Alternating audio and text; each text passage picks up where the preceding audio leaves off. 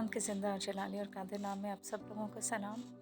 आज हम खुदावंद के कलाम में से इस बात पर गौर करेंगे कि जब लोग इस बात को रेज़ करते हैं कि तीनों अकानीम जो हैं बाप, बेटा और रूहुल कुद्स, ये ओल्ड टेस्टामेंट में मौजूद नहीं है।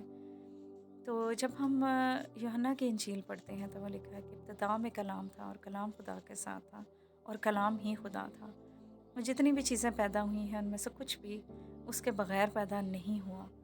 और पैदाइश में जब हम पढ़ते हैं तो लिखा है कि इब्तिदा में खुदा ने आसमान और ज़मीन को पैदा किया। तो ये अकानीम शुरू से मौजूद हैं, क्योंकि और मसीह ने बेशुमार जो है आयात मौजूद हैं जहाँ पर मसीह ने अपने अलूहियत का इज़हार किया है। तो बेहतर है कलाम को हम इतना पढ़ें, उस पर इतनी रिसर्च करें, हम इतना देखें उसको कि कहाँ कहाँ मसीह ने जो है मैं हूँ का लफ्ज़ इस्तेमाल किया है। और जो सब शरीयत को समझने वाले थे न्यू टेस्टामेंट में भी, वो इस बात को बड़े अच्छे तरीके से समझते थे कि मसीह के ये सब कुछ कहने का मतलब क्या। और एलोहियत का जो इज़हार है, जो यानी कि ऐसा लफ्ज़ जो सिर्फ़ खुदा के लिए इस्तेमाल होता था और जूइश उसे बड़े अच्छे तरीके से जानते थे। इसी वजह से जब हम ये मैं आपके लिए आयत पढ़ूँगी, मरकज़ 14 बाब की 62 वर्स हैं, जिसमें ये लिखा हुआ है कि यीशु ने कहा, हाँ मैं हूँ, और तुम इब्ने आदम को कादर मुतलक की दाहिनी तरफ बैठे और आसमान के बादलों के साथ आते देखोगे। और 63 नेक्स्ट वर्स में सरदार काहिन ने अपने कपड़े फाड़ कर कहा, अब हमें गवाहों की क्या हाजत रही। तो यहाँ पर सबसे बड़ी बात कि सरदार काहिन ने कपड़े क्यों फाड़े, ये किस बात का इजहार करता है। और फिर ये बात कि कादर मुतलक की दाहिनी तरफ बैठना, ठीक है, यानी कि जो किंग है वो बैठा हुआ है और उसके साथ कोई कौन बैठ सकता है, उसका वारिस या उसका प्रिंस बैठ सकता है, या जो उस जो तख्त है उसको शेयर करने वाला है वो बैठ सकता है।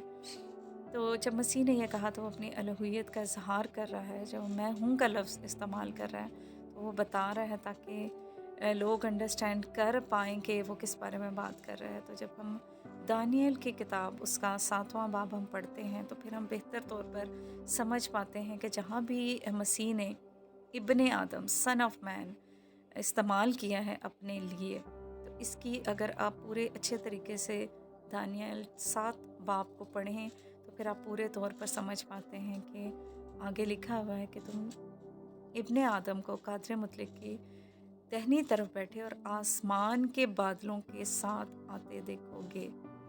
तो ये किस तरफ इशारा कर रहा है, तो हम जो है हिस्टोरिकल एविडेंसेस हम ज़रूर गौर करें, उसे पढ़ने की कोशिश करें ताकि हम जान सकें मसीह इस दुनिया में क्यों आया, और वो शुरू से था और वो है और वो आने वाला है हमें अपने साथ लेकर जाने के लिए। और अभी वक्त है कि हम उसे कबूल करें। हमें बहुत से कामों से और चीज़ों से अपनी निजात को हासिल नहीं करना। हमें हमारा ईमान ये है कि हमने जो कुछ हमारे लिए हुआ है, हमारे लिए किया गया है, खुदा ने जो है वो इंसानी जामा पहना और वो इस दुनिया में आया और मेरी और आपकी तमाम जो पनिशमेंट थी उसने अपने ऊपर ली, हमारा कफ़ारा अदा किया और हमें उसने जो है वो अपने साथ शाही काहनों का फ़िरका होने का हमें हक बख्शा है। हम उसके ले पालक बेटे और बेटियां बन सकते हैं। हमने इसको सिर्फ कबूल करना है। खुदावंद इस कलाम के वसीला से आपको बहुत